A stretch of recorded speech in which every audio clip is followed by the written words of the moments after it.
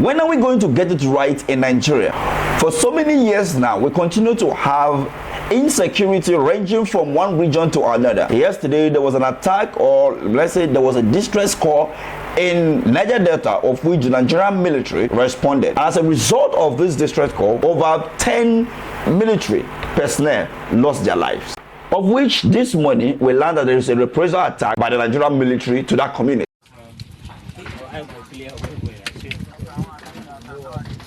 But let me take you down the memory lane. During Obasanjo, the same thing happened. But let's look at what actually led to this. In as much as there is no much information to actually ascertain what led to all this issue, let's not forget that in that oil region state, there have been allegations severally that the Nigerian military has colluded with those that have been stealing the oil in that region. Could this be one of the reasons why there was a clash in the community that led to this? Or could it be that there was a clash in the community? Ponded, this is still unknown. But there is only one thing that is certain. It is the fact that we have the Boko Haram, the bandits, the herdsmen terrorizing the middle belts, the northwest and the northeastern region of the country. When the military arrest them, they will rehabilitate them and return them back into the community. And at the end of the day, they will say that they are repentant terrorists. But when they turn to the eastern or southern part of the country, any action by any individual or group of people to the military or to the Nigerian government, they tag them also as terrorists and then attack them and kill them and bring their homes to ashes.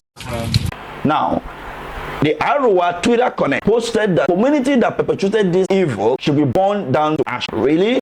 Do we now behave like animals in Nigeria? We no longer think before we take action as citizens, because the government actually don't really think before they take their actions. So I won't even bring them into this conversation. But then, this is so uncalled for. There is a better way to handle this thing to bring peace into that region. Let's not forget, just like the military personnel that were killed, their wife and their children now become widows and orphans. Same is a young man who have no knowledge about the incident yesterday. Wake up this morning, see the military bring down all his means of livelihood, as well as maybe taking him out, and then his wife and his children will become orphan and widow. So how does that bring back the lives of those personnel that lost their lives yesterday? Yes, the best thing to do is to try to fish out those who perpetrate this evil and punish. We have been saying this thing for a very long period of time. If Nigerian government want to end insecurity in this country, evil in this country, it will take them less than 24 hours and they'll be able to achieve that. But in August 2023, under the watch of the President Bola Ahmed Tinubu, it happened in Niger State that the youths in Niger State shot down the Nigerian Air Force in an ambush. But what happened? The governors of that time said, we are not using the kinetic measures, that we are going to negotiate with the bandit. That was the governor of Niger State. Commiserate with the Nigerian Air Force about the losses and the armed forces in general, and also thank them for the collaboration.